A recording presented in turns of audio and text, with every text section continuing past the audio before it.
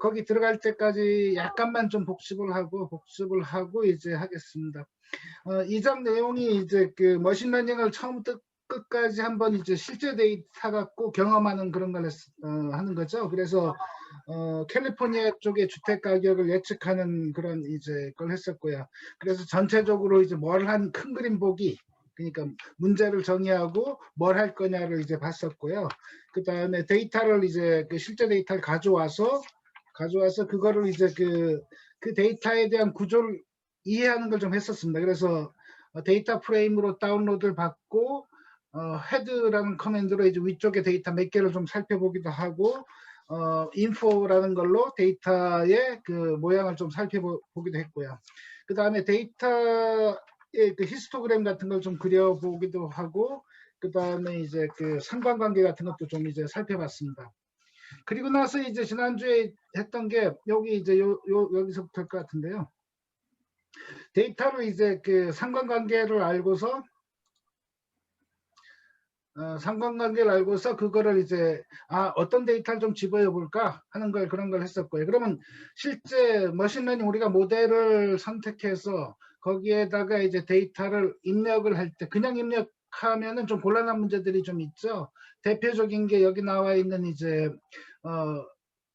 NA, 그러니까 그 not available, 그냥 데이터가 없는 누락 데이터 같은 걸 어떻게 처리할 거냐. 그거를 데이터가 많으면은 그걸 지울 수도 있고, 아니면은 데이터가 많지 않다면은 그 누락된 부분을 채워주는 임퓨트하는 이제 그런 방법이 있다, 그렇게 했었습니다. 그래서 지난주에 했던 게 이제 그 좀 이따 실습에 다시 들어가서 살펴보긴 할 텐데요.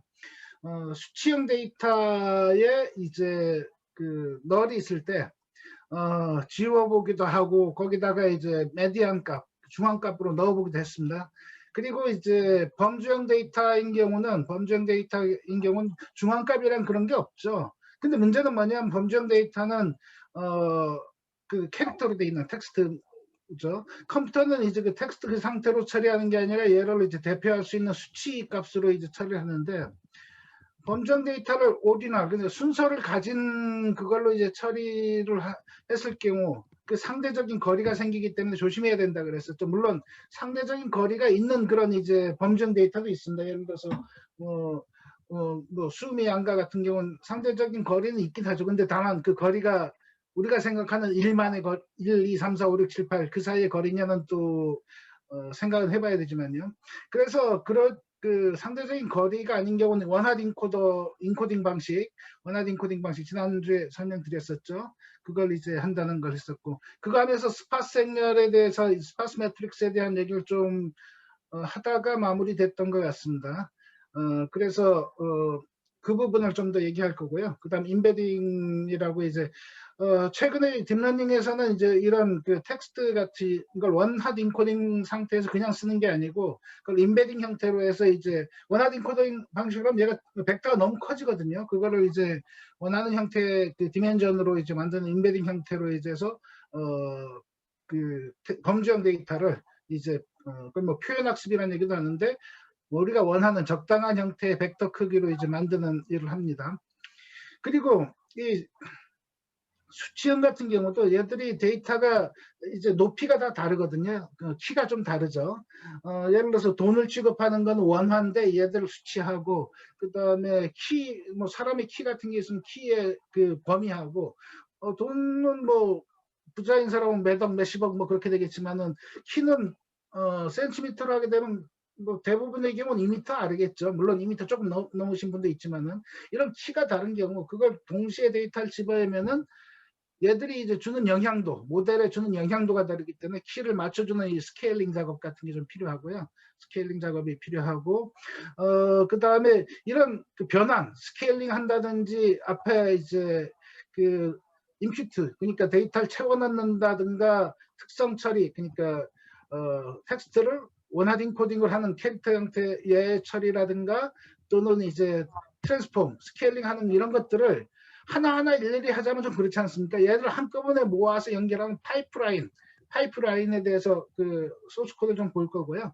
근데 파이프라인을 처리하면은 얘들이 수치형 처리하는 방법, 수치 처리하는 방법이 있고, 그 다음에 그 범죄형 처리하는 방법이 따로 있는 거죠. 그러니까 원하드 인코더는 범죄형에 속할 거고, 얘들이 컬럼마다 그러니까 특성이 있는 거죠. 그래서 컬럼마다 얘는 수치형으로 처리해줘, 얘는 범죄형 처리하는 방법을 따라야 돼라는 걸 지정해서 한꺼번에 이제 모양을 라이브러리라고 그래야 될까요? 하나로 모아놓은 걸 컬럼 트랜스포머, 한꺼번에 그냥 데이터만 딱 집어오면 이 중에 수치는 형은 수치형식으로 처리하고 컬럼형 컬럼형으로 처리하게 이제 만들어 놓을 수가 있습니다. 그러면 훨씬 편하겠죠, 만들어 놓으면은.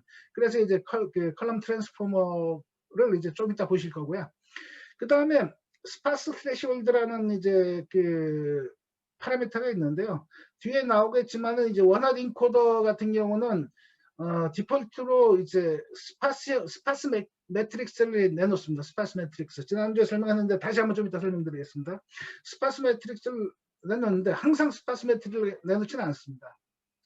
0.3, 30% 이하 30% 이하만 0이 아닌 경우는 스파스 형태로 내고 30% 이상이 0이 아닌 경우는 그냥 댄스 형태로 내놓는, 물론 이 값을 조정해서 40%로 하실 수도 있고 60%로 하실 수가 있습니다. 이 값의 의미도 좀 이따 보겠습니다. 그러면은 이제 다시 이제 지난주에 하던 실습을 먼저 하고서 실습을 진행하면서 다시 이제 이쪽으로 돌아오겠습니다. 실습을 하기 위해서는 지난주에 이제 저희가 2장 처음부터 실습을 했었죠. 실습 장소 아시나요? 콜랩으로 다 들어가 보시겠어요? 직접 만드신 갖고 계신 환경에서 하셔도 좋고, 아니면은 환경이 없으시면은 여기 여기 가시면 소스 코드도 있고, 거기서 이제 바로 이제 그 클라우드 환경에서 실습하실 수 있는 곳으로 가실 수 있다 그랬죠. 그래서 거기 가셔갖고 이제 준비를 좀 해주시고요.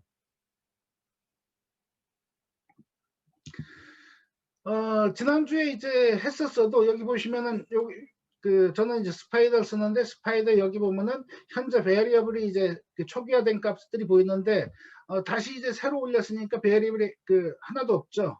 그래서 저희가 지난주에 몇 라인까지 했으냐면 623라인, 제 코드로는 623라인인데 거의 그 근처까지 갈 겁니다. 그래서 이제 거기까지는 쭉 실행시켜 주시고요.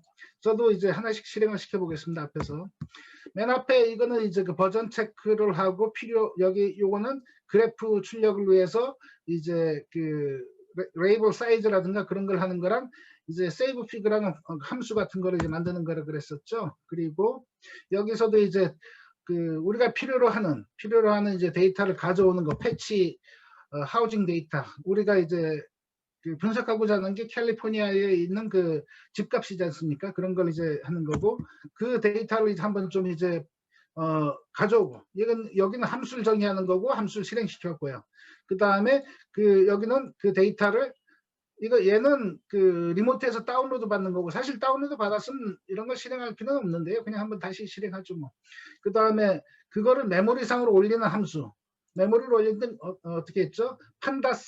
판다스에서 그 데이터가 CSV, 콤마로 세퍼레이트 분리가 된 데이터이기 때문에 판다스의 read CSV라는 이제 함수를 실행하는 거고요. 로딩이 됐으면은 이거를 이제 앞쪽에 10개만 보는 헤드란 걸로 한번 살펴봤고, 인포라는 걸로 해서 얘가 데이터 건수가 몇 개고, 요거 같은 경우는 이제 널이 몇 개 존재하는 거죠. 베드룸 같은 거는 이제 몇 개나 존재하는, 한 7개가 이제 널 값이 존재하는 거고, 그렇지 않고 다른 것들은 다 널이 없는 상태고, 그 다음에 요거 같은 경우는 이제 플로트, 숫자가 아니라 오브젝트 형태, 얘는 이제 우리가 뒤에 이제 원하드 인코드로 쓸 이제 범주형 변수, 카테고리컬 이제 변수라는 걸 알 수가 있죠. 인포 같은 걸 보시면은. 그 다음에 이런 범주형 변수 같은 경우 밸류 카운트, 어떤 데이터가 얼마나 있냐 뭐 이런 걸 이제 쉬어보면은 오션에서, 해변에서 1시간 이내의 거리가 9,136개, 인랜드가 6,551개, 집이죠. 아일랜드는 5군데가 있다, 뭐 그런 것들 볼 수가 있고요. 그 다음에 데스크라이브 같은 경우는, 얘는 이제 수치형 데이터에 대해만 볼 수 있는 거라 그랬죠. 그래서, 평균값, 표준 편차값, 그 다음에 이제 미니맥스 뭐 이런 것들을 이제 데이터의 분포를 이제 좀 보는 거고요. 여기서 보시면은 이 맥스 같은 거를 살펴보시면은 여기 이제 그 예를 들어서 이제 그 메디안 하우스 밸류 같은 경우랑 또 이제 메디안 인컴 같은 경우 요런 그 론지튜드나 레티튜드 다른 숫자하고 이제 키가 다른 걸 알 수가 있죠. 그래서 한꺼번에 넣는 게 아니라 키를 맞춰주는 작업 같은 게 좀 이제 필요하다 그랬었고, 그 다음에 이제 그 플롯 데이터를 플롯하는 것들을 이제 좀 봤었고요. 쭉쭉 지나가겠습니다. 여기 뭐 플롯은 나올 테니까 좀 이따. 그 다음에 랜덤을 할 때 이제 시드를 넣는 거, 그 다음에 스플릿하는 방법들을 배웠습니다. 스플릿도 이제 그냥 그 실제 직접 만들어 갖고 스플릿을 랜덤 값으로 이제 하실 수도 있는데 그 사이클론에는 이제 그 스플릿 해준 함수가 있다 그랬죠. 그래서 대부분의 경우는 그냥 직접 사이클론에 있는 스플릿 해주는 함수를 쓰면 된다. 근데 여기서는 이런 식으로도 만들 수 있다라는 걸 이제 보여준다고 그랬습니다. 근데 스플릿 할 때 계속 같은 데이터가 트레인하고 테스트로 나눠지게 하기 위해서 뭐 어떤 걸 했었죠? 해쉬의 크기에 따라서 해싱을 시켜서 해쉬의 크기에 따라서 이제 그 하는 방법도 있다라는 걸 이제 했었습니다. 그래서 해쉬를 하는 방법도 이제 그 여기 해쉬라는 펑션을 쓸 수도 있고 바이트 어레이에다가 해쉬를 뭐 하는 방법도 있고 다양하게 있다고 이제 했었습니다.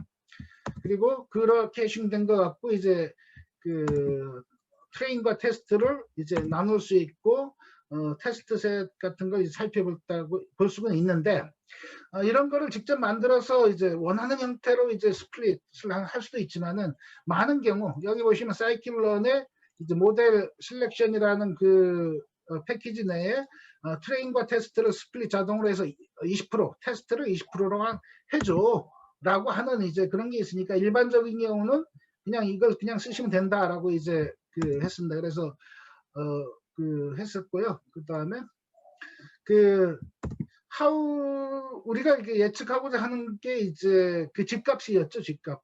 어떤 지역의 평균 집값이 얼마냐. 근데 그게 이제 그 하우스 인컴 그 지역에 사는 이제 가구들의 평균 소득하고 이제 관련이 있다. 게 이제 뭐 전문가들 의견이니까 그거를 카테고리화해서 그거에 따라서 그 지역이 이제 그 평균 인컴에 따라서 1, 2, 3, 4, 5로 그 카테고리화해서 그 카테고리 된 상태에서 계층화 샘플링을 계층화 샘플링이라고 그래야 될까요? 분할 계층 분할을 이제 시도했었죠. 그게 영어로는 뭐라 그랬죠? stratified split 계층화된 스플릿. 그러면서 우리가 얘기했던 게 루즈벨트랑 이제 그 랜던의 이제 그 대통령 선거 그때 제대로 계층화가 안 된 그 모집단을 선택해서 예측이 이제 그 다이제스트 쪽은 틀렸고 이제 어디죠? 그 다른 쪽은 이제 그 정확히 맞췄다라는 이제 그런 그 얘기도 좀 드렸었고요. 그래서 그거에 대해서 계층화된 이제 그 한 거랑 이제 그냥 랜덤한 거랑 여기서 보면은 계층화한 거는 실제 이제 그 층별로 1, 2, 3, 4, 5, 6 층별에 거의 가깝게 되는데 랜덤은 살짝 좀 다르긴 하다. 약간 그거랑 이제 그거보다 조금 차이가 있다라는 이제 그런 것도 봤었고요. 그 다음에 그걸 갖고서 이제 그 했는데 그 다음에 했던 게 뭐죠? 그 지금까지는 테스트 트레인을 나누는 걸 했었는데 이 데이터에 대한 정보를 위해서 그 데이터들이 존재하는 위치를 이제 그 위도 경도로 이제 찍어봤고요. 근데 이렇게 찍는 것보다 좀 더 많은 정보를 얻기 위해서 몇 가지 시도를 했었죠. 뭐냐면은 찍을 때 이 점의 투명도를 이제 주니까 어떻게 되냐면 밀도가 높은 지역이 더 진하게 보이는 거죠. 요쪽에 이제 집들이 좀 많구나라는 걸 알 수 있었죠. 그리고 나서 조금 더 알아볼 뭔가 이제 그 정보를 더 추가해 보려고 했던 게 어느 쪽 집이 비싸니 색상으로 이제 가격을 이제 좀 표시하니까 요쪽에 있는 집들이 좀 가격이 비싸고 요쪽이 좀 싸네. 결국에 이제 인랜드 쪽이 좀 싸고 이제 해안가가 좀 비싸다라는 걸 알아서 그런데도 좀 데이터가 우리가 예측하고자 하는 주택 가격에 대한 어떤 이해도를 좀 높였었습니다. 거기다가 이제 했던 게 뭐냐면 그럼 요거 지도상으로 매핑 시켜보자. 그래서 캘리포니아 쪽 지도를 이제 갖고 와서 그 지도상에다가 저거를 이제 같이 매핑 시켰던 게 있었죠. 그래서 여기가 이제 샌프란시스코 영역이고 이쪽이 LA 영역이다. LA 이런 쪽이 이제 아주 그 좀 가격이 좀 비싸구나. 거기서 약 좀 멀리 가면 좀 싸구나라는 걸 알 수가 있었습니다. 그리고 나서 이제 구체적으로 했던 게 뭐냐면은 이제 그 인력 변수들에 대해서 변수들이 우리가 예측하고자 하는 이제 그 집값의 그 중앙값하고 관련된 정도를 봐서 이걸 넣으면 뭔가 효과가 있겠어라는 걸 이제 그 알 수 있게, 그러니까 효과가 있는 그 데이터를 얻기 위해서 그 콜릴레이션 상관관계를 살펴봤었죠. 그래서 상관관계를 이제 그 플롯으로 찍는데 이놈이 좀 시간이 오래 걸렸었던가요? 그걸 찍는 걸 했었고요. 그리고 나서 또 했던 게 뭐죠? 상관관계 관련 있는 게 지금 보면 이쪽 얘가 이제 메디안 인컴인가 그랬을 텐데 메디안 인컴이 뭔가 이제 그 상관 관계가 보이죠. 다른 건 그냥 수평이든 수직이든 이런 상관관계 없지만 걔가 좀 상관관계가 있고, 그 다음에 여기 상관관계 값을 봐도 이제 얘가 이제 메디안 인컴이 0.68, 다른 것들은 이제 1, 2 넘는 게 잘 없었죠. 그래서 이거 말고 뭔가 좀 새로운 파라미터, 파생 변수, 실제 그 머신러닝 할 때는 이런 파생 변수 같은 거를 그걸 제법 만들거든요. 그거를 이제 뭐 그 전체 가구당 전체 방의 수 또는 전체 방 중에 이제 침실의 수, 뭐 그 다음에 인구수 같은 걸 이제 그 한번 그 상대적으로 나눔 값들 갖고서 이제 그 상관관계를 좀 봤더니 얘들 이제 그 전에는 0.1 넘는 게 잘 없었는데 0.2나 그런 게 나오니까 얘들이 이제 그 0.02나 이런 상관관계를 갖는 것들보다는 좀 더 이제 뭐랄까 그 데이터, 입력 데이터로서 더 효과가 있겠구나라는 걸 이제 좀 얘기를 했었습니다. 자, 그렇게 해서 이제 그 하는데 여기 그리고 나서 이제 여기 그 데이터 준비. 이제 어느 정도 데이터에 대해서 파악했어. 이제는 이제 머신러닝 모델에다가 집어넣어야 되겠는데 데이터들을 이제 집어넣을 수 있을 정도로 좀 집어넣을 수 있게 좀 깔끔하게 만들어 보자. 데이터 클렌징 작업을 이제 했었죠. 그래서 일단은 타겟 데이터는 빼고, 타겟 데이터가 뭐냐면 우리는 집값의 평균, 중앙 집값, 메디안이죠. 평균이 아니라 메디안이죠. 중앙 집값을 알고 싶은 거니까 걔를 뺀 다른 그 데이터에만 남기고, 그거는 타겟이죠. 그래서 여기는 하우징 레이블이란 걸 별도로 뺐고요. 얘를 뺀 나머지 데이터에 대해서 입력 데이터들을 깔끔하게 만드는 작업들을 이제 좀 했었습니다.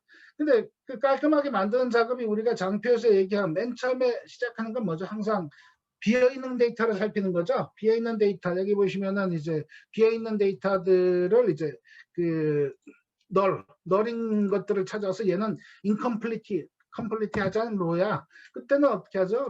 그것들을 가장 쉬운 걸로는 우리가 데이터가 충분하면 걔를 그냥 드롭 시켜버리는 그런 방법이 있을 거고요.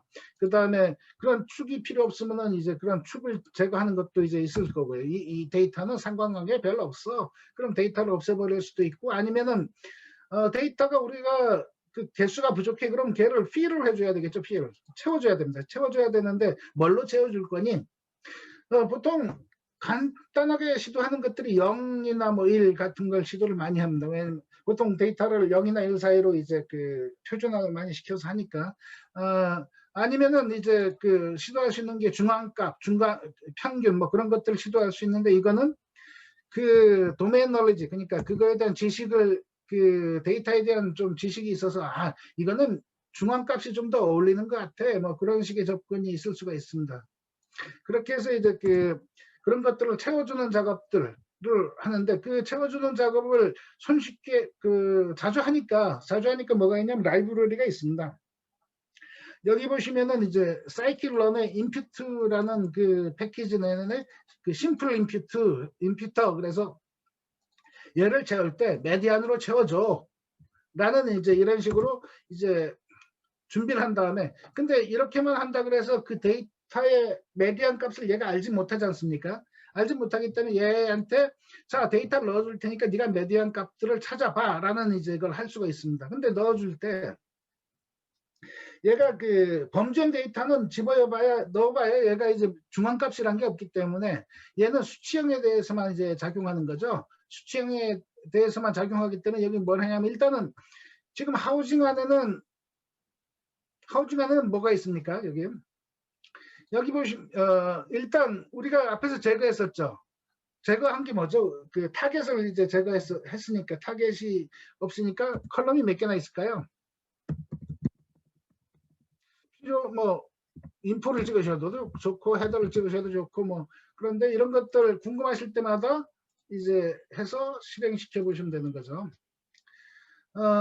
컬럼이 이제 9컬럼, 10개 컬럼 초기에 시작했는데 아까 타겟을 뺐으니까 9개 컬럼인데 9개 컬럼이죠. 9개 컬럼인데 여기 이제 요 중에 얘는 수치형이 아니기 때문에 여기서 드롭을 합니다. 얘를 드롭을 하고 나면은 드롭을 하고 나서 이제 인포를 보시면은 이제 8개가 되겠죠. 컬럼이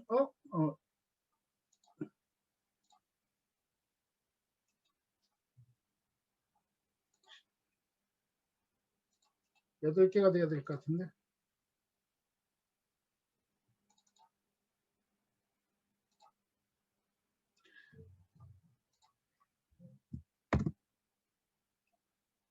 오션 프록시미티가 지워져야 될 것 같은데 여기 남아있네요. 이따가 그럼 제가 한번 살펴보겠습니다. 요거는 원래 여기서 없어져야 될 것 같은데 죄송합니다. 하우징에 드롭한 다음에 그걸 하우징 넘에다가 넣었죠. 아이 참.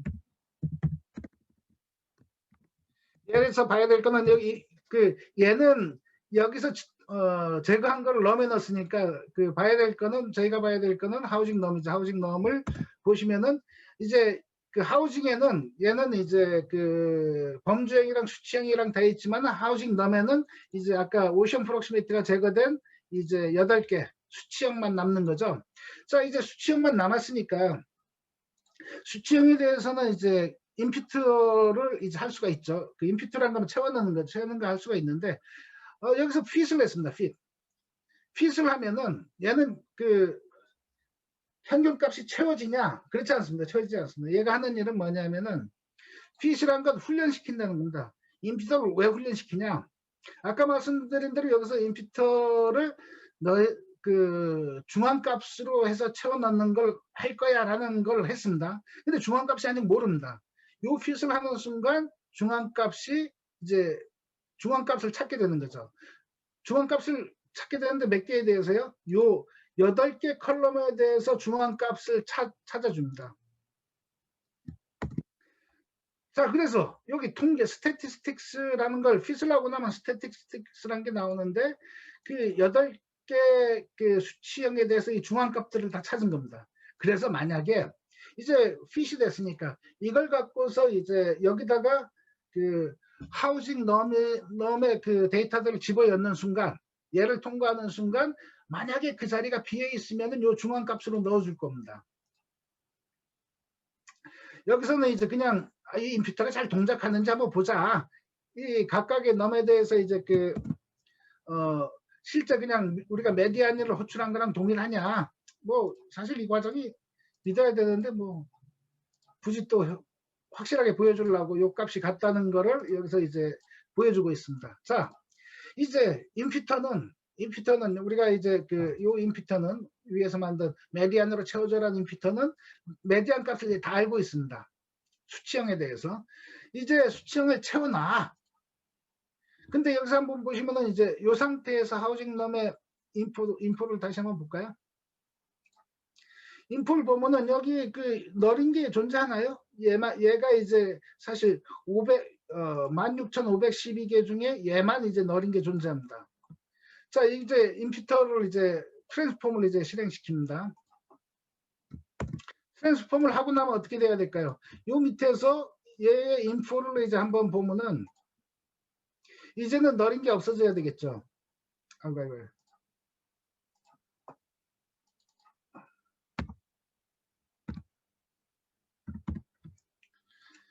X를 하고서 트랜스폼 얘는 이제 그 어레이기 때문에 이 상태에서 인포를 쓸 수는 없고요.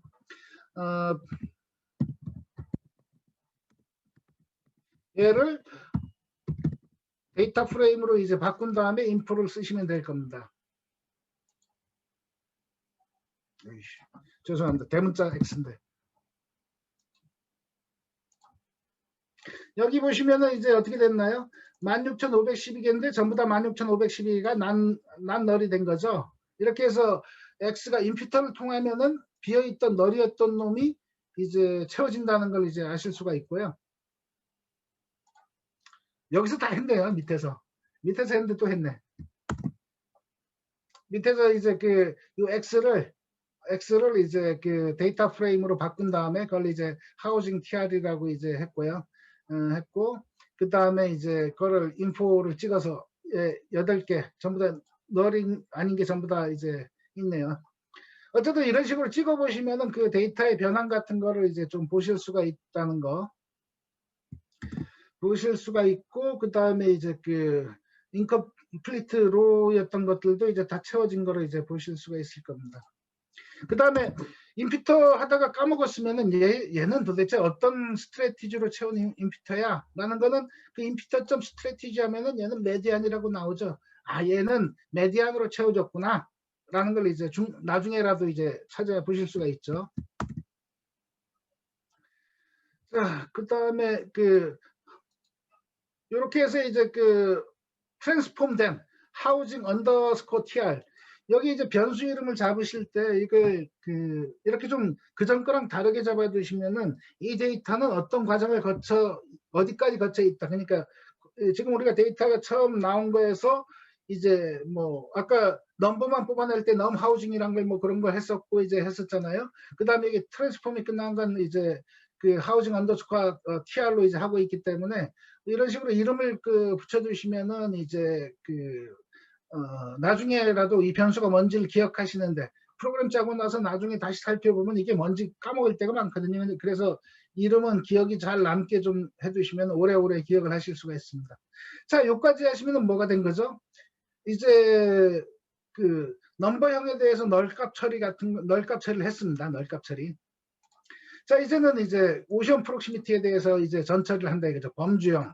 얘는 이제 범주형이다 이거죠. 범주형에 이제 헤더를 다시 한번 보면은 이제 1시간 내가 뭐 있고 이제 가까운 데가 있고 해서 얘를 첫 번째로 이제 오디널 인코더를 하면은 0, 1, 2, 3, 4, 0 5가지 종류인데 0, 1, 2, 3, 4 형태로 이제 됩니다. 그래서 이제 그 5가지가 0은 뭐고 0은 1시간 내에 바닷가에서 1시간, 인일이 인랜드, 그 다음에 아일랜드가 2, 그 다음에 니어 베이 근처가 이제 3 이렇게 될 겁니다. 근데 지난번에도 말씀드렸지만 이런 식으로 수치가 된 게 1시간 내 바닷가에 1시간 내가 이제 0인데 그 내륙이 이제 1이다. 사실은 요거랑 오히려 베이에리어 만 근처가 이제 가까워야 되는 거 아닌가요? 그래서 이렇게 수치화했을 때 이 숫자가 의미를 가져버리기 때문에 이렇게 하는 거는 조심해야 된다. 그래서 많은 경우 범주형 이제 컴퓨터가 받아들일 수 있는 숫자로 바꿀 때는 이 원하드 인코더를 쓴다고 했습니다. 원하드 인코더. 원하드 인코더의 포맷에 대해서 지난번 이제 말씀드렸는데, 여기 보시면은 원하드 인코더를 거쳐서 얘가 이제 나오면 얘가 어떻게 되어 있냐면 스파스 포맷이라고 되어 있습니다. 스파스, 컴프레스드 스파스 포맷. 컴프레스드 스파스 포맷인데, 이 포맷이 뭐냐? 스파스, 지난 시간에 말씀드렸는데 궁금하다 이거죠. 궁금하면 찍어보시면 됩니다. 이거 찍어봅시다. 찍어보면 이렇게 되어 있습니다. 이렇게. 하우징 카테고리 원하시라는 건 이렇게 되어 있습니다. 여기 괄호 빵, 콤마 빵, 1, 1콤마 빵, 1. 이게 뭐냐? 자, 그러면은 이렇게 스파스 형태를 이제 다르게 표현하는 게 이제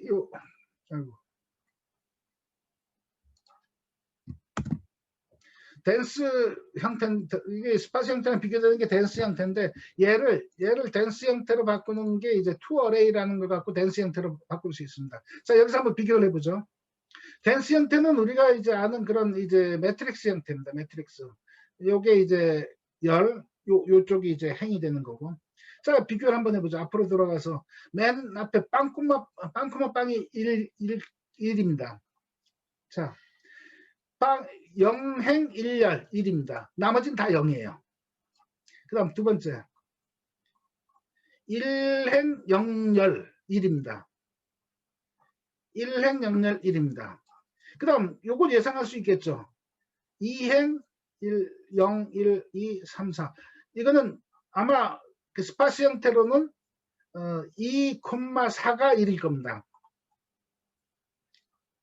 여기 2,4가 1입니다. 자, 그러면은 스파스 형태라는 거 어떻게 저장하는 거냐? 물론 이거 말고도 좀 다른 포맷으로 이제 좀 더 그 복잡하게 저장하는 방법이 있지만은 결국 좌표하고 값이 나와 있습니다. 좌표하고 값. 그럼 이게 도대체 장점이 뭐냐? 장점이 생기는 거는 만약에 이 데이터가 다 0이 아닌 숫자만 쫙 있으면은 이 스파스 형태는 무지무지 이제 나쁜 형태입니다. 왜냐하면은 요 상태에서는 한 좌표의 값들을 이제 하나로 이제 딱 저장하는데 스파스 형태라는 건 뭐냐? 스파스 매트릭스는 어떻게 저장하면 좌표 0,0에 1이고 1,0이 1이고 다시 말해서 한 데이터에 대해서 정수라고 해보죠. 정수라고 하면 정수 3개의 정수로 하나의 값을 나타내는 얘는 정수고 얘는 이제 그 플로트 실수긴 한데 어제 숫자 3개로 나타내고 있습니다.